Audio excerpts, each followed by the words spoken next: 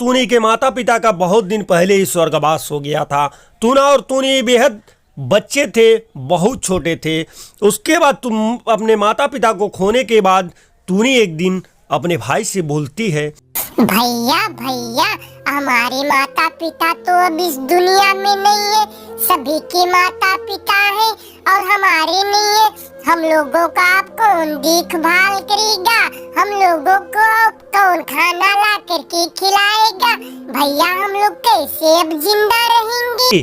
फिर उसका भाई बोलता है, देख बहन तू चिंता मत कर, मैं हूँ ना, मैं ही तेरा मैया और मैं ही तेरा भैया हूँ।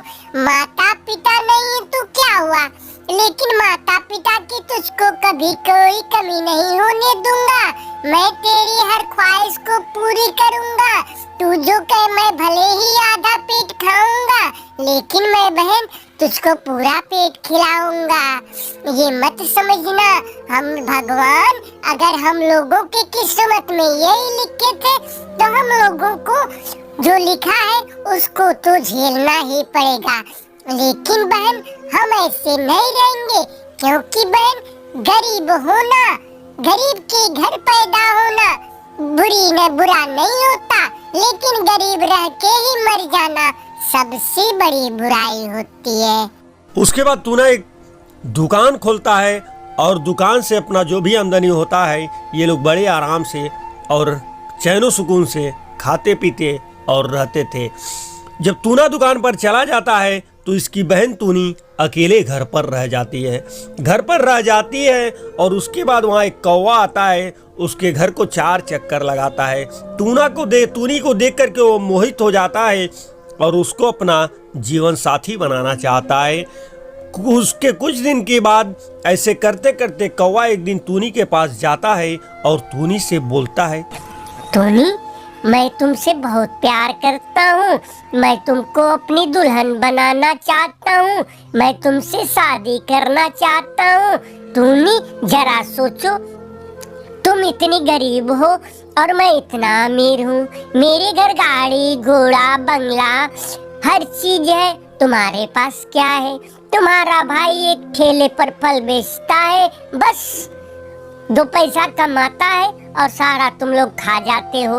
लेकिन मेरे पास मुझसे शादी कर लोगी तो ऐश करोगी ऐश, तुमको जीवन में कोई कमी नहीं होने दूंगा तूनी।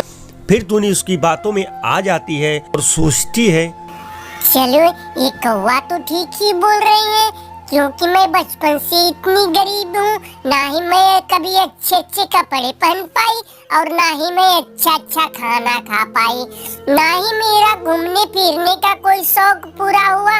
और इनसे अगर मैं शादी कर लूंगी तो मेरी सारी मुसीबत दूर हो जाएगी और मैं ऐश करूंगी। फिर तूनी यही सोच करके कौवे के साथ कोर्ट मैरिज कर लेती है और कोर्ट मैरिज करने के बाद कौवे के घर चली जाती है। उसके बाद जब तूना दुकान पर से घर आता है तो देखता है मेरी बहन तो घर पर है नहीं। अपनी बहन को बहुत इधर उधर तलाश करता है, खोजता है, लेकिन कहीं नहीं पाता है। उसके बाद एक चिड़िया आती है और तूना से बोलती है, अरे तूना तू इधर ढूंढ रहा है अपनी बहन को? तेरी बहन कौवा के घर है, मैं देख कर के आई हूँ। तेरी बहन सुना है कौवा से शादी कर ली है। फिर टूना आग बबूला हो जाता है और बहुत गुस्से में कौवे के घर जाता है। कौवे के घर जाता है तो देखता है, अरे मेरी बहन तो यहीं पर है।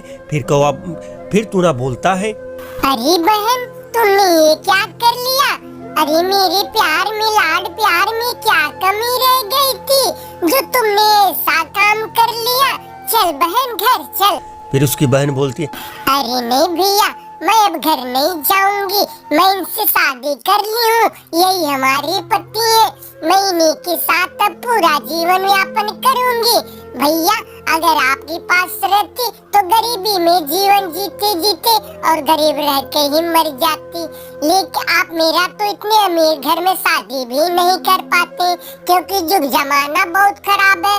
जैसे जितना ही बड़ा घर होता है उतना ज्यादा दहेज देना पड़ता है। भैया मैं सोची हूँ कि आप इतनी मेहनत से कमा कमा करके हम लोगों का घर का खर्च तो चल जाता है, लेकिन एक पैसा तो बचता नहीं है। फिर आप मेरा अच्छे घर में शादी कैसे करोगे? इसलिए मैं कौवा जी से मैंने शादी कर ली।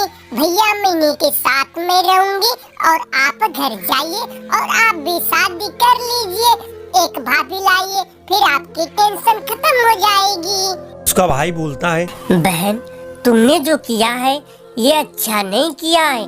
भी कितनी जरा एक बार सोचो, समाज में हमारी कितनी बड़ी बदनामी होगी।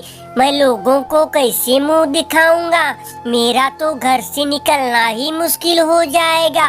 मैं दुकान पर किस मुंह से जा कर के बैठूंगा? लोग अब क्या सोचेंगे मेरे बारे में? मैं कैसे अब जी पाऊंगा? बहन बहन प्लीज ऐसा मत करो बहन, घर चलो बहन।